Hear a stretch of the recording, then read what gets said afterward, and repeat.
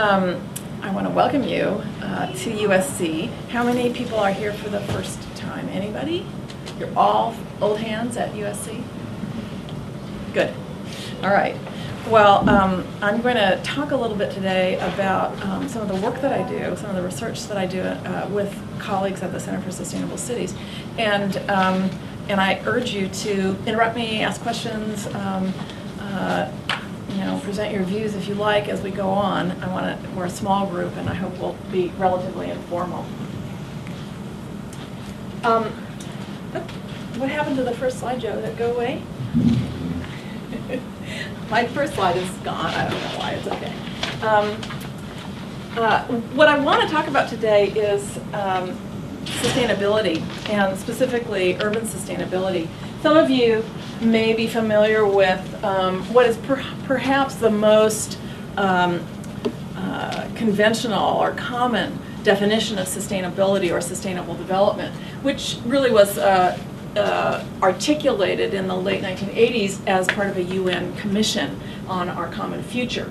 And it really called out the need for public policymakers, communities, individuals, corporations, everybody really, to think not only about existing conditions but about the future and how we can plan for the future and actually create change needed for the future in order not to use up our stock of natural capital, if you will, but in fact leave it both in terms of quantity and quality and distribution in a way that allows future generations to flourish. So this really presented a huge challenge for governments, for example, that were used to thinking about GNP and certain kinds of indicators of, quote, progress, but weren't necessarily thinking about the future in this more holistic way.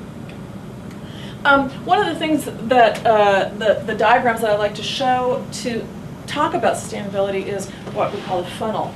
And here, what you see is a kind of veering toward a point of crisis, if you will. Can't see the red very well here because it's very bright. Is there any way to get the lights down a little bit in the front? Yeah, tell you how that works. That's great.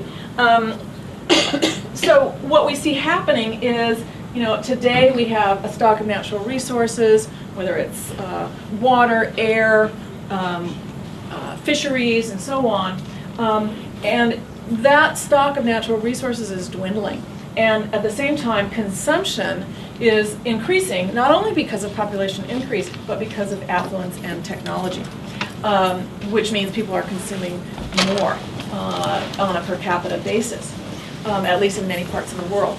So what we're veering toward is a situation where we're going to have degraded natural resources and more demands related to consumption, and we enter a kind of crisis zone. So the challenge is how to stabilize this system and move from a kind of unsustainable society to what we might think of as a restoration society, where we're not only halting degradation, but we're actually worrying about how to restore the environment. Now, when we think about sustainability, if you read the newspapers every day, you hear a lot about global warming, right? And we know that there are a whole host of huge challenges associated with global warming, some of which you can see on the kind of indicator symbolized by the images on the top of the screen. But these kinds of problems also not only have local manifestations, but in cities, for example, but they also affect the global situation. So it's a two-way street, and we see huge problems in cities like Los Angeles of lack of sustainability that results in pollution of the ambient environment and a lot of health problems, and then degradation or loss of habitat and other natural resources. How many people are from Southern California, just for a gander? And people who aren't from Southern California, where are you from? Hawaii. Austin, Texas. Austin, Texas. Hawaii. Italy. New Jersey. New Jersey. San Francisco Bay. San Francisco Bay, yes. That's where I grew up. Anybody else? Ohio. Yes. Ohio. Missouri. Missouri, Phoenix. Phoenix, Baltimore. Baltimore, New York. So people are from really Yeah. all over. Not so many international folk, but you'll have to answer it for everybody else outside the U.S. But in each of the places where people talked about coming from, where you're all hailing from, some version of this dynamic is going on. Somebody said Phoenix. Who said Phoenix? Phoenix. So you fly over Phoenix, and the sprawl in Phoenix is just phenomenal, and water use, for example. So there, in different parts of the country, there are different kinds of challenges, but many of them relate to this nexus of population and consumption and affluence. And it is very much a two-way street, global to local and local to global. Now, when we talk about, I direct a center called the Center for Sustainable Cities, and some people say, isn't that an oxymoron? Cities how could they possibly be sustainable? And, why would we look at a region like that, which is Los Angeles, and think about sustainability? Our images of sustainability are not gray, they're green. But in fact, there are a lot of reasons to think about sustainability from an urban perspective. One is that most people in the world live in cities, right? So if we're going to move toward a greater sustainable world, a more sustainable world, we have to deal with what happens in cities. And that percentage is only going to go up. The other thing is that there are reasons that cities actually might help. First of all, if you think about cities, they're more or less compact, even though you have sprawl. They're more or less compact versus spreading out across the landscape, so you save habitat by concentrating people. You also have economies of scale. You can do things in cities because there's a lot of people that you otherwise can't do in smaller places. And of course, cities are hotbeds or seedbeds of innovation for both technology and different modes of organization and social movements. And so these are other reasons why the innovatory power of cities might be important for sustainability. Now, at the center that I work with, we work on not the whole gamut of issues, but we focus on these four pretty general, large areas. One is metropolitan growth and public health, particularly looking at how urban form is related and growth expansion is related to various metrics of public health. Another area is sustainable livelihoods and communities. How can we address the social justice aspects of sustainability? Because one of the things that we've learned over the last couple of decades is that sustainability is not just about the environment, the natural environment. It's also about society and equity and justice, as well as the economy. Because without certain kinds of conditions in the economy and in society, the environment upon which everybody depends suffers. So it really is a multidimensional kind of challenge.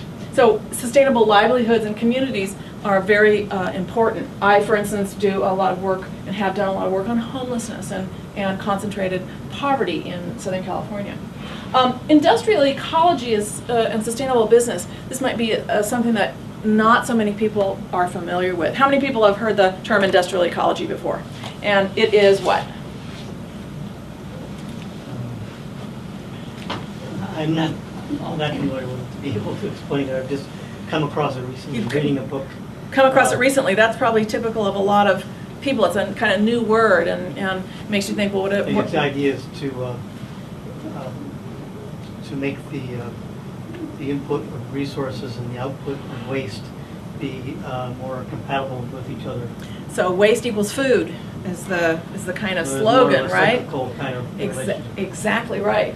And so this is, we're used to, getting energy and resources, making things, and then using them and then throwing them away, and then they're away. But we've really realized there's no away anymore, and so it's very important to think about used products that we don't want anymore as the feedstock of the future. And so industrial ecology is a way to think about that and think about it as if the industry were a natural system. And in many ways it is, because of the input and circulation of energy and different kinds of waste materials. We also look at urban ecology and open space, the kind of ecological functioning of the city, not only with respect to habitat, but also watershed health and access to open space. So what I want to do this afternoon is talk a little bit about a small number of the projects that we're doing, just to give you a flavor of some of the things that happen in this area of the college. And one thing I should say at the very start is that all the things that I'm going to talk about this afternoon have involved students in one way or another. Undergraduate students, graduate students, postdocs, the whole realm, the whole range. In some of these projects, large groups of undergraduates have gone out to measure things and audit different parts of the urban landscape. In other cases, graduate students have worked on some of the technical analysis. So very much a part of this whole endeavor is training and education for students. It's really a part of the mission. I wanted to show this one slide just because we use this technology in a lot of our projects, and so it maybe is useful to mention for a minute. I'm a geographer, right? So I do geographical analysis, but often I use, and my students rely on GIS, Geographical Information Systems. And basically that's kind of a fancy word for maps that are on the computer that are spatially located on the Earth in a precise way, and that describe very different layers of data that you might think about that relate to any particular place. So if you think about a city, well, that has rocks underneath it at some level, it has underground water, it's got soil, it's got pavement, and then there's people on top.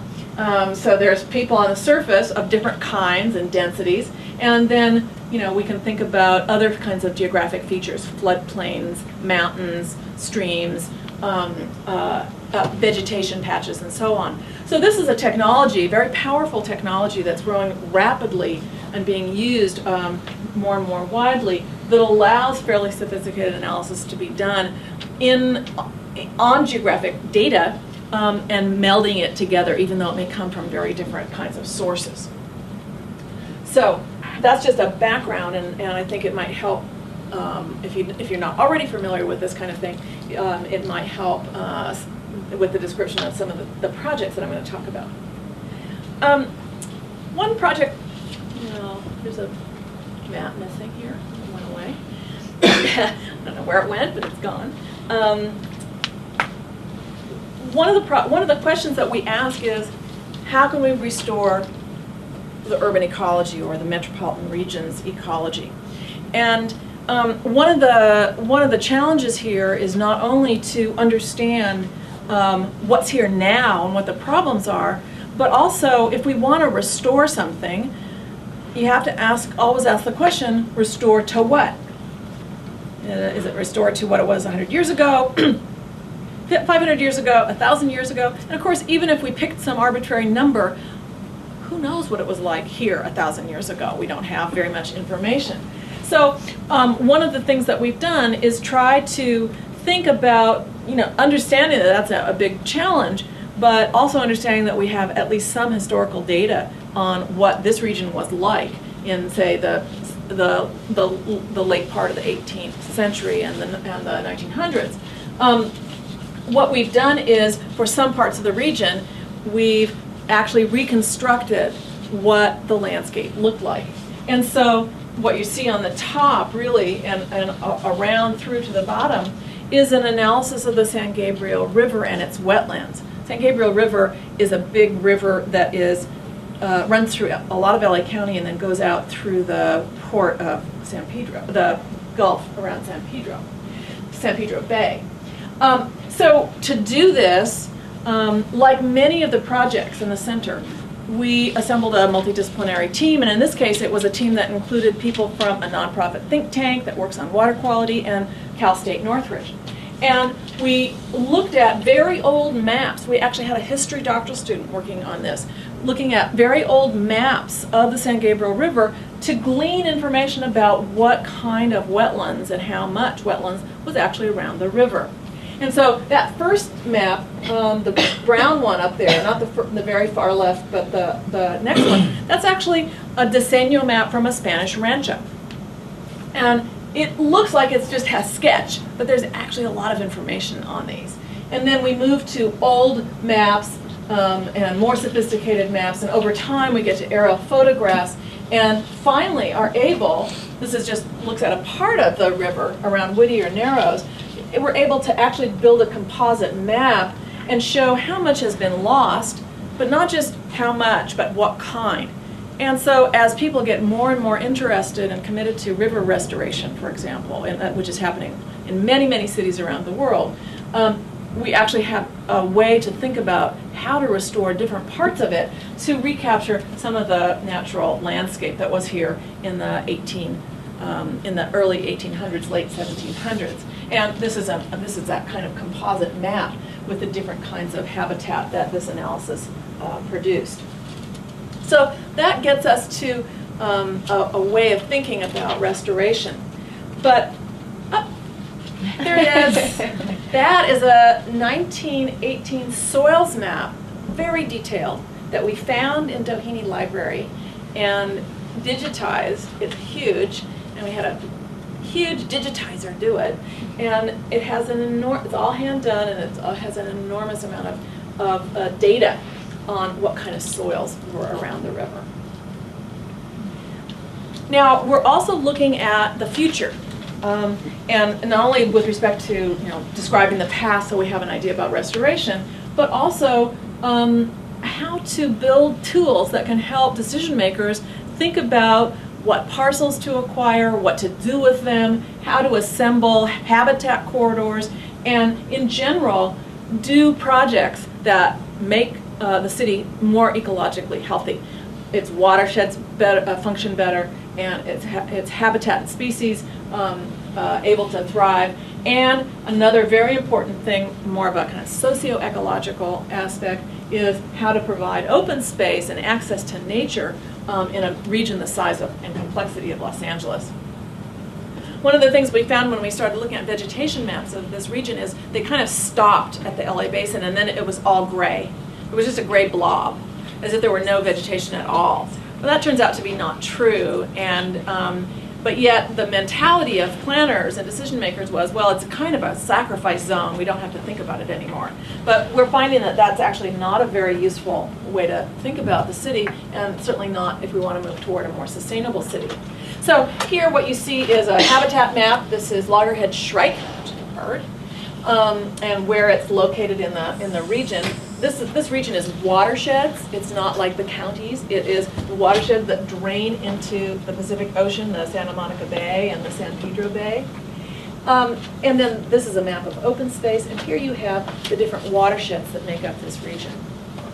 In each case, what we've done is assemble as much detailed information on these big blocks of concerns as we possibly can. So we've looked at hydrological data, tried to understand what happened to the hydrology as more and more of the region got paved. We're now working on water quality and what happens to water quality as land uses become more and more urbanized. We've also looked at species, looking at about 40 target species that are important to the region.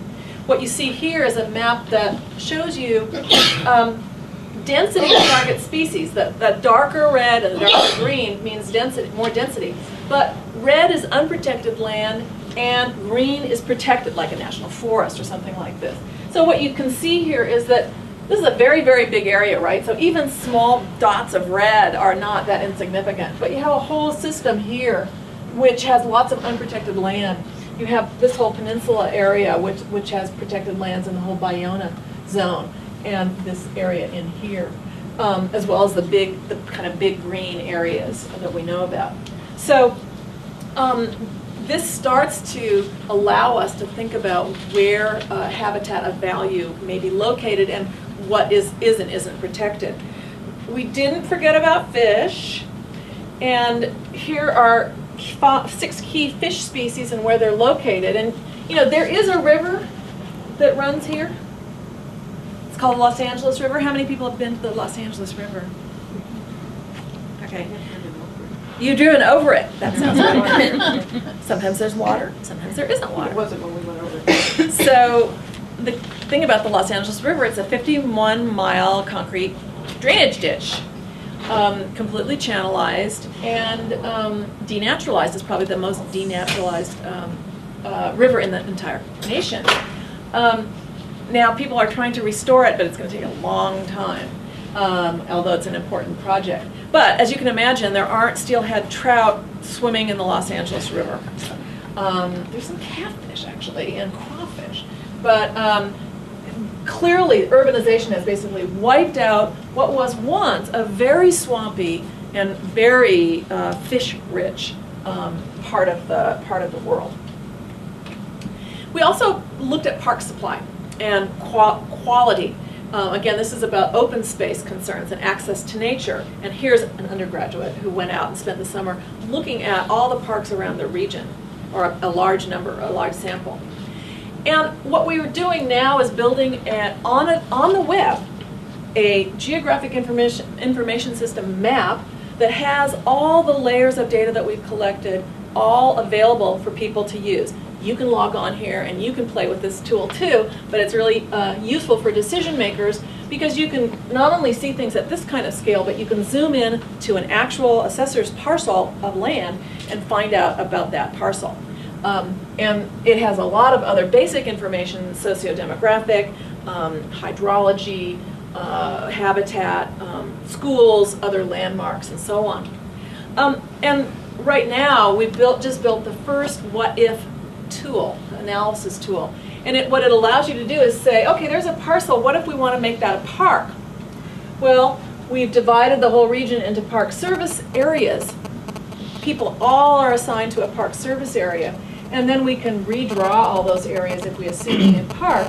And we can find out how much these other park service areas around here benefit by having a new park. We have a very park-poor region. We have incredibly congested facilities. And so this is a way to find out, if you have several alternatives, which one is going to give you the best bang for the buck, biggest bang for the buck. So the tools are going to enable us, as they get finished, to do multi-purpose planning. In a lot of metropolitan regions, it's vital that a project not just have one purpose. So if you build a stormwater facility to handle runoff, why not make it a park? Why not also make it have habitat value? And this is the kind of information that you need in order to do that kind of planning and project development. Now, another question that we've tackled is, how can business become agents for regional sustainability? We have a huge industrial engine in this region, like many cities. Some firms like Walmart, but there are others, Nike and others, are making some fairly significant changes toward becoming more sustainable. But as a regional system, we have a really, really long way to go. So we have a huge challenge. On the other hand, businesses are increasingly under pressure. Walmart is not just doing good, they're also under pressure to change, like a lot of other businesses, because of the global market, because of regulation, changing consumer demands, and also consumers know more about and want to know more about where products come from, and that leads to demands for greener products. So there are pressures. One of the other things that has guided our work in this area is the idea that businesses are not, kind of completely encapsulated, isolated entities. Mostly they're enmeshed in larger systems, which makes it harder for them to change one part of their operation, because then it has all these impacts on other businesses. So one of the things that we've done is create something called SEER, the Sustainable Enterprise Executive Roundtable, which is a collaborative learning environment for businesses. And here we have several very large, major international businesses that we're working with to think about themselves as part of a system and how they can work together, share data, share information, and use the tools, the technical tools that the university can provide to actually understand where they can make interventions to become more sustainable.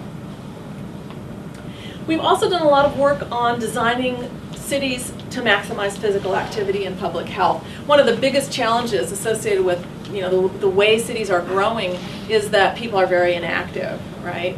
Now, you open the academic journal in my field and you're likely to see an article that says, fat city, or, sprawl and the looming diabetes epidemic.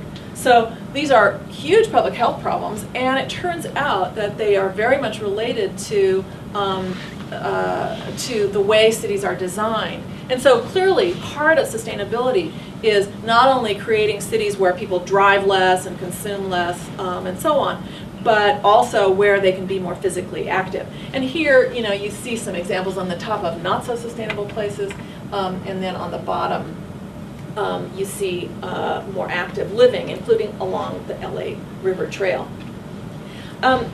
We've done several studies that are quite interesting. One compared who uses trails and why in LA, Chicago, and Dallas. And we found that more overall, people with better trail access, closer to the trail, used the trail more and were, in addition, more physically active. Where trails were perceived as unsafe, people, not surprisingly, used the trails less. Trail use was lower in poor neighborhoods, higher in white neighborhoods and dense communities. And of course, individual motivation and health matter a lot. If you're in good health and highly motivated to exercise, you're going to use the trail more. One of the astounding things is how different these cities are. Which city do you think had the most heavy trail use? Anybody? Chicago. What's that? Chicago. Chicago. Does everybody agree with that? Chicago. Why? I have to say, he's right. Why? He saw it on the slide. He saw Chicago on the slide. We had 1 out of 3 there, but I would say because of the lakefront, that's a beautiful area, and people are motivated to get out. Yeah. Use that because of the scenic beauty. Yeah, it's also incredibly well maintained. There's stuff to do there along the trail, and it's safe. Okay. LA River Trail from, say, downtown to Long Beach, you're right next to the beautiful 710 freeway, or the LA River. This kind of defeats the purpose, I have to say. When we saw that, we thought, get out of here, you guys. This is just not what we're talking about. Okay, another project that seems very quirky, but is caught on to some extent in this city, is thinking about alleys. Los Angeles, the city of Los Angeles, has 900 miles of alleys, 12,000 individual segments of alleys, and most of them are not used very much. And so the question that we came up with was, why can't they be used as green infrastructure? Why can't you green them, have them absorb runoff, and also have them be places for people, especially kids, to walk and bike and play? And so here you see some of the alleys in beautiful Los Angeles and what some of them can look like if they're retrofitted. This is a map of the alleys. They're most dense in South LA and also East LA, and to some extent in Venice and San Pedro and Wilmington. These are all very park poor areas, so they also could really improve access to parks, which actually is related to physical activity rates. Again, I just mentioned park poor areas. Several of our studies have shown how parts of the city are park poor, and also certain population groups have very, very poor access to parks. Latinos, for example, over 500,000 kids in the city of LA have no easy access to a park space. And that, we're not even thinking about, is it safe? Is there a busy street that they have to cross? It's just a straight kind of, are they within a quarter of a mile of a park? So this is a huge problem when you think about access to nature, but also access to physical activity opportunities. And one of our latest projects looks not only at parks, but recreation. We also always think about parks and recreation. That's the name of the city department or the county department. And so we're used to thinking about them in the same breath. But it turns out that parks and recreation, if you look at where they're located and where recreation programs happen, they don't all happen in parks. And this map shows you the courses, public recreation courses that happen on parks and that happen off parks. The blue ones are happening, but they're not in a park. The red ones are happening at a park location. And you can see right away that some parts of this area, sub-area of the region, does not have very much recreational programming going on. This whole corridor, this whole area has very, very little, and it's incredibly dense. And our most recent findings, like hot off the computer last week, suggest pretty definitively that access to recreational programs for kids is a very important influence on how fast they gain weight or get overweight. So if we want to address obesity and all the related health problems, we really need to be thinking about how to provide very accessible recreational programs. And for those of you who grew up in California, how many people remember what it was like before Proposition 13? Nobody? Well, in what sense, yeah. In what sense? Well, did you go to school in California? Yeah, public high school, the elementary school. Right, and so there used to be a lot of after-school recreational activities and programs. But what you find if you ask, LAUSD or many other urban school districts is there's very, very little that's available. And so one of the implications of what's happened over the last several decades is the loss of some of these enrichment programs and physical activity programs. And that's not the only thing that's happening, but it certainly is a factor that is related to public health. Yes, question? Sorry. Quite all right. I was wondering, when you're talking about parks versus recreation outside of, what is an example of recreation outside of a park? Well, there's recreation centers, but also what we find interestingly is that some cities subcontract. So they offer yoga classes, but it will be in a private yoga studio. So you have some of these subcontracted arrangements. But mostly they're recreation centers of one kind or another. Some of them, multi-purpose recreation centers, others small, more limited recreation centers. One of the reasons that's important is that building parks in areas that already are completely built out is very, very challenging. And so thinking about schools as possible, having add-on recreation centers is probably more feasible and could benefit more kids. That doesn't mean we don't want more parks, but it means that there may be other ways to get kids more active. So I want to just close by saying that I've just given you a flavor of what we do in geography and at the center, which is based in the college but also involves people from policy planning and development and the School of Engineering and the Keck School of Medicine, for example. And again, a central motivation is preparing students at different levels to live in a world where they're going to be asked to think about how do we make cities, how do we make society, how do we make the economy more sustainable. And that's really our core mission. Is involving students from the various early stages, not only in absorbing information, but actually getting out, doing research, creating new knowledge, and understanding not only the technology and the methods, but the kind of complexity of actually making change happen in the real world. So I'm going to stop now, and I'm very happy to answer questions and talk about any of these projects. I'd love to. Yes? I got an undergraduate degree in planning in Chicago, and the school I went to, they also had a similar idea about the alleys. In these older cities, they actually have two vehicular access ways, one in front of the house and one behind the house. However, in their scheme, they considered converting this duplicated network into making it one of them green. If they chose the street in front of the houses instead of the alley behind it. To make it green? To make it green. Uh-huh. Most people access their garage through the alley. So if you green that, then that would make their garage inaccessible. Well, but, one of the there's political issues, and I'm not sure how you're going to sell it to anybody, taking away vehicular paved surfaces in favor of green surfaces. Actually, Chicago has just put out a big public campaign on alley greening. I don't think it's about taking vehicular access away. And in LA, for instance, the city attorney's already said, well, you're not going to be able to do that. You can green the alley, but you can't gate it. You can't remove the ingress and egress rights. But some of those alleys are 2 lanes wide. And we've done behavioral observations looking at different times of the day, weekends, weekdays, who's going there. And for 90% of the day, there's nobody there. So what this suggests is that you could have a shared street.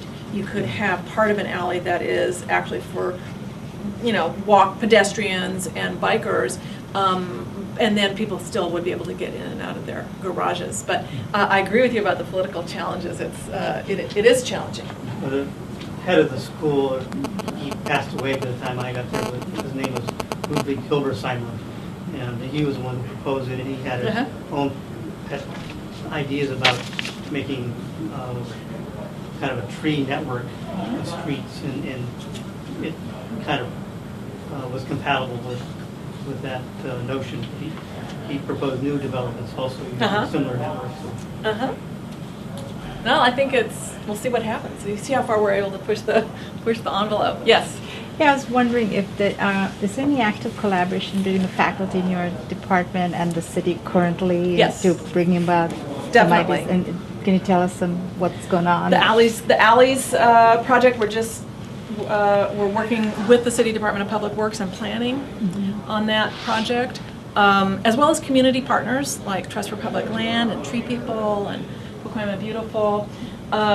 And on several of these other projects, like the Green Visions project, for example, that's with state land conservancies. So many of these projects are intimately linked with the public sector agencies. That doesn't mean that we don't do National Science Foundation grants and things like that. We do. But I think one of the goals is to link theory and practice and get students to understand that nexus, which is pretty important.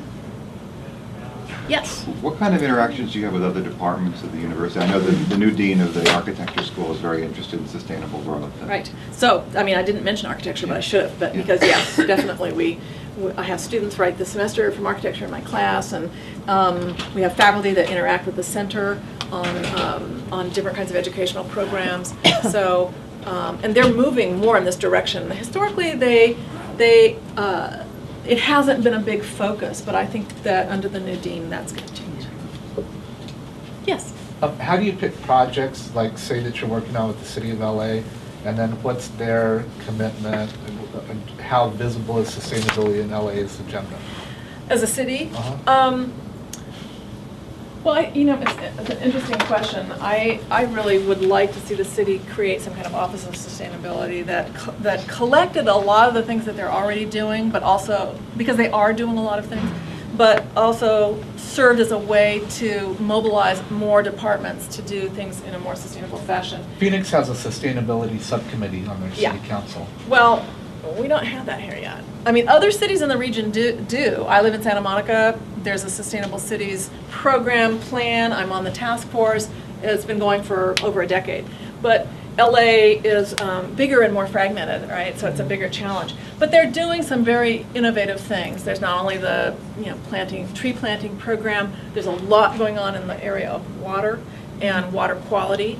And green technology as well, and green jobs. So, and they're also considering they've made a requirement that all the public buildings over 7,500 square feet be LEED certified, which is a kind of green building certification.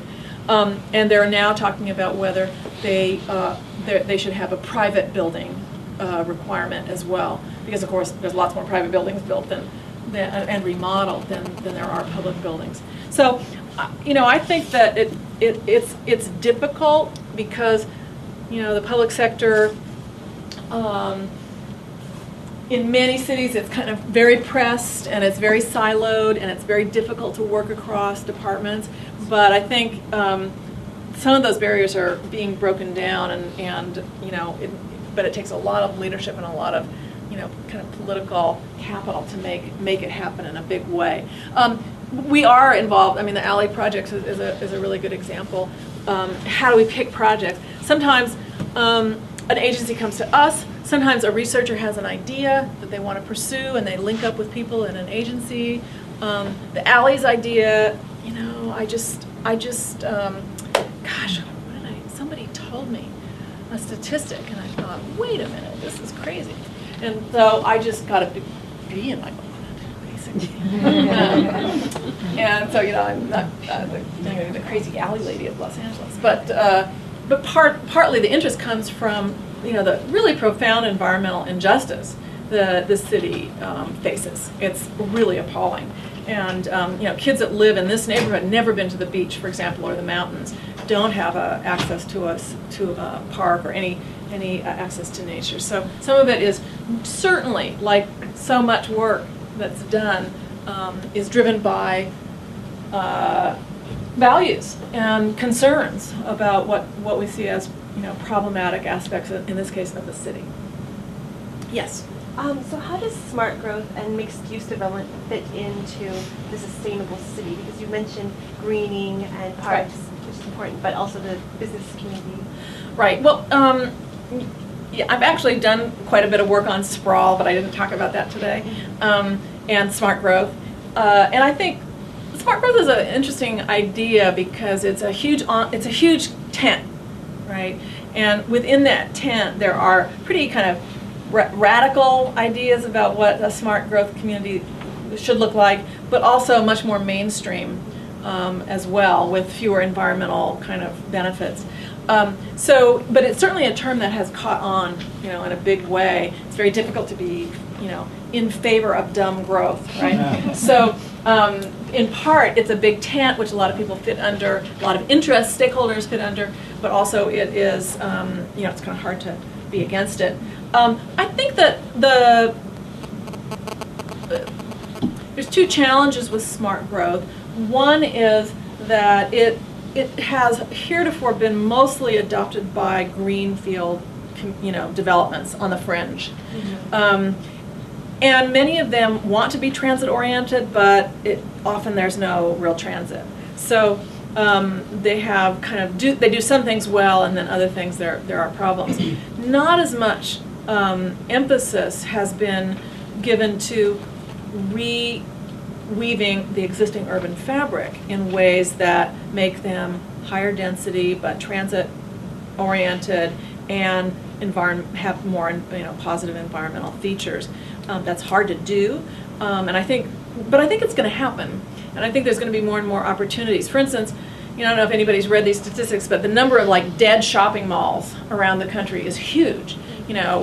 Huge parking lots, and they're outmoded, they're obsolete in terms of design. What are you going to do with them?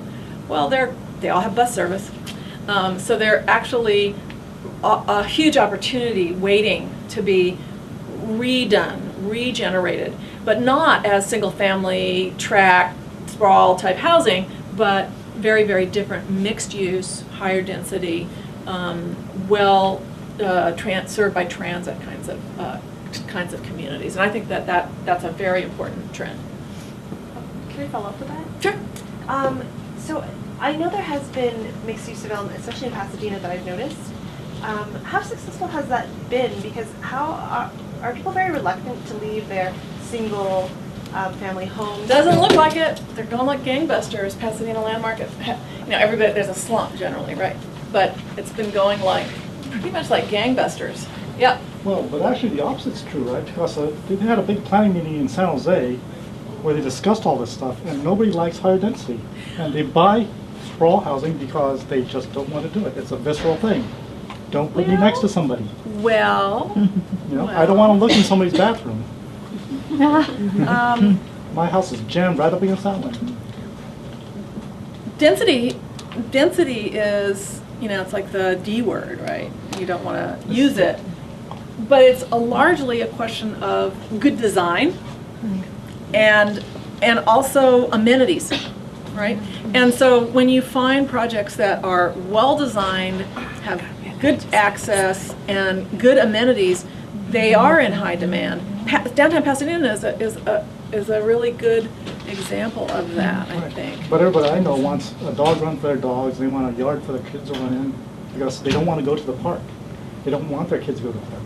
I don't think that the data will show that everybody has the same preference structure. I think that certainly there are people who do, but part of those preferences are constructed by what developers provide on a routine basis, and so it's a little bit circular. But I also think we have, over time, our ideas about what constitutes good development shift. And that's part of what's happening. Not everybody's married with children and a dog, so there's a difference. Right. Yeah, there's a lot of demographic differences. Yes. It's also trade-offs too. You're taking it in a city like LA, where we spend more and more of our lives, going bumper to bumper, choking on exhaust and barely moving.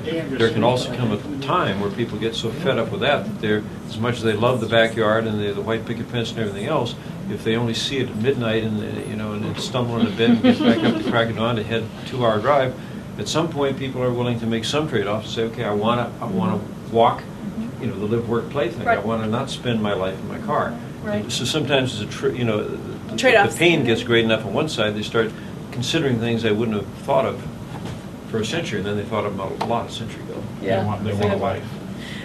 Did you have a question? No, you had a question. Yes. I'm wondering about two different aspects of kind of future growth and planning of neighborhoods and everything. And one is attracting people to come and live in a city, which I know like a lot of big cities don't necessarily need to attract people to them.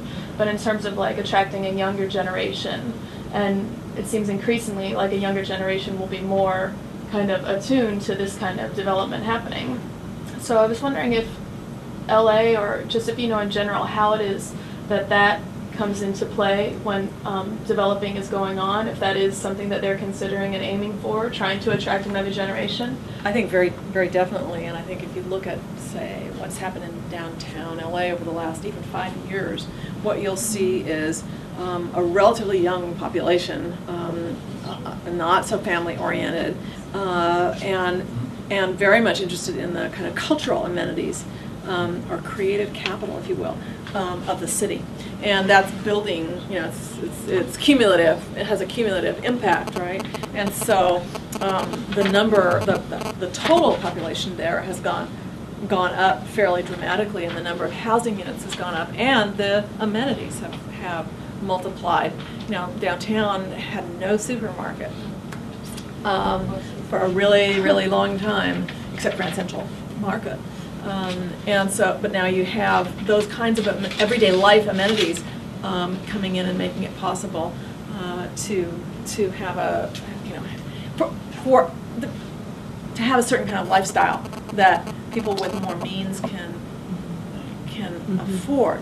One of the things to realize that the neighborhoods around downtown and South Park, for example, the complaint about them wasn't that there weren't any people, it's just that the downtown didn't have middle class people, and I think one of the big challenges for planning in general for cities is not just getting younger people in, which that's obviously can be very important, but it's how do you provide a good quality of life for people who don't have a lot of resources, and I think that planners love to talk about the 24-hour city, and we want LA live, and we want all this cultural activity and people with money, basically, because people are interested in making money. But who gets displaced? Who doesn't have access to resources? What are their neighborhoods like? Those are all questions that I think in a kind of a fair city we also have to really take into account as well. So, other questions? Yes. Just one brief one. What a very narrow question, but on the question of greening, there have been some ideas of putting actually lawns or turf on top of buildings. How feasible is that? Is that something that's been anybody, like Allie's taken some pet project and seen where that can be encouraged to push? I don't think we're very far in LA. In Europe, for example, there are lots of green roofs, and there are green roof ordinances and programs, and you're getting more and more of that. Structurally, they're possible. That's, it's not that the structures can't, not every structure can have a green roof, but there are lots of structures that can have green roofs. Yeah, because I mean, you're Right. producing oxygen and That's right. absorbing heat, all these. So that's That's something right. that maybe can be expanded quite a bit if there was folks. That's right. There's a company in St. Louis that specializes in green roofs, and he's doing work all over the country. Right.